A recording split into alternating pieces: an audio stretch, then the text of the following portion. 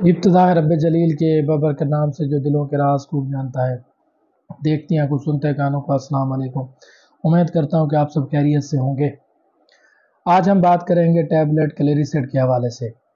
کلیریسیڈ ایک برینڈ کا نام ہے، اس کا جنرک نیم کلیتھرومائسین ہے۔ اس میں 250 mg اور 500 mg کی ٹیبلٹ موجود ہوتی ہے۔ اس کے علاوہ کلیریسیڈ ایکس آر کی صورت میں بھی موجود ہے، کلیریسیڈ سسپینشن کی صورت میں بھی موجود ہے، کلیریسیڈ انجیکٹیبل صورت میں بھی موجود ہے۔ تو کلیریسیڈ کیا ہے اور اسے کیسے استعمال کرنا چاہیے، اس کی انڈیکیشن کیا ہے، کنٹرا انڈیکیشن کیا ہے دوستو، تو آپ اس ویڈیو میں جانتے ہیں۔ کلیریسیڈ ایک مائکرولائڈ اینٹی بائیوٹک ہے جو بیکٹیریل انفیکشن کو ختم کرنے کے لیے استعمال کیا جاتا ہے۔ کلیریسیڈ کی انڈیکیشن کیا ہے؟ کلیریسیڈ زیادہ تر سانس کے امراض، چیسٹ انفیکشن کے لیے استعمال کیا جاتا ہے۔ ایل آر ٹی یا لوور ریسپیریٹری ٹریکٹ انفیکشن جیسے کہ pneumonia, acute bronchitis, chronic bronchitis وغیرہ پھیپھڑوں کے امراض میں استعمال کیا جاتا ہے۔ اس کے ساتھ U R T I, upper respiratory tract infection جیسے کہ گلے کا انفیکشن، ٹونسلز وغیرہ، سائنیٹس، ناک انفیکشن وغیرہ میں استعمال کی جاتی ہے۔ سم ٹائمز سکن کے انفیکشن کے لیے بھی استعمال کی جاتی ہے۔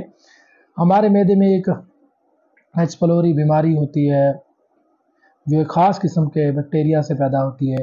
اس کو ختم کرنے کے لیے، اس کے علاج کے لیے بہت سی میڈیسن کے ساتھ ساتھ کلیریسیڈ کا استعمال کیا جاتا ہے جو کہ بہت ہی فائدہ مند ہے، اور اس کا علاج بھی تقریباً بہت ہی عموماً ایچ پلوری کے استعمال کے لیے کلیریسیڈ کا استعمال بہت زیادہ کیا جاتا ہے۔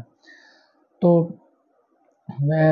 کنٹرا انڈیکیشن ایسی صورت ہوتی ہے جس میں ہم کچھ ایسے لوگ جن کو ہم کلیریسیڈ نہیں دے سکتے، جیسے کہ گردے کے امراض، جگر کے امراض میں مبتلا، یا جن کو کلیریتھرومائسین سے ہائپر سینسٹیویٹی ہو، حاملہ خواتین، دودھ پینے والی مائیں، تو وہ جو ہے کلیریسیڈ کا استعمال نہیں کر سکتی۔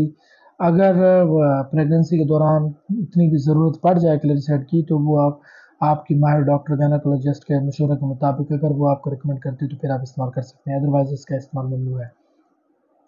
اس کے سائیڈ ایفیکٹ کے حوالے سے بات کرتے ہیں۔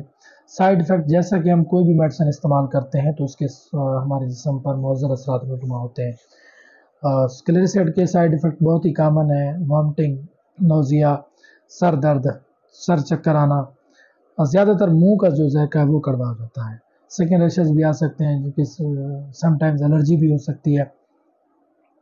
اور ڈوز کے حوالے سے بات کرتے ہیں۔ ڈوز کیا ہے کلیریسیڈ کی عمومی طور پر تو ڈوز 250 mg صبح شام دی جاتی ہے، لیکن اگر کنڈیشن سیویئر ہو، بیماری کا شدت زیادہ ہو تو 500 mg کی ٹیبلٹ صبح شام بھی دی جاتی ہے۔ ایکس آر کی بھی صبح شام ڈوز دی جاتی ہے۔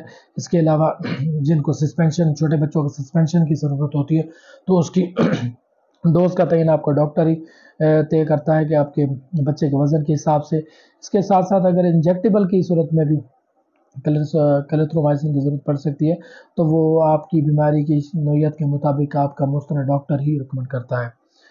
تو سم ٹائمز ایسے ہوتا ہے کہ کچھ اینٹی بائیوٹکس کچھ عرصے کے لیے استعمال کرنے پڑتے ہیں، تو ہم یہ کرتے ہیں کہ جیسے 2 سے 3 دن میڈیسن استعمال کی، ہمیں افاقہ آ گیا تو ہم اپنے ڈاکٹر کو فالو نہیں کرتے، ان کو چیک اپ نہیں کرواتے اور دوائی چھوڑ دیتے ہیں۔ ایسا بالکل بھی نہیں کرنا چاہیے، کیونکہ کچھ ایسے انفیکشن ہوتے ہیں جن کو ختم کرنے کے لیے ہمیں 7 دن، 14 دن، 21 دن تک بھی اینٹی بائیوٹک کو جاری رکھنا پڑتا ہے۔ وہ آپ کا اپنا ڈاکٹر ہی آپ کو بیماری کے مطابق تعین کرتا ہے کہ آپ کو کتنے دن کھانا چاہیے، تو اس لیے کوشش کیا کریں کہ اپنے ڈاکٹر کو فالو کرتے رہا کریں۔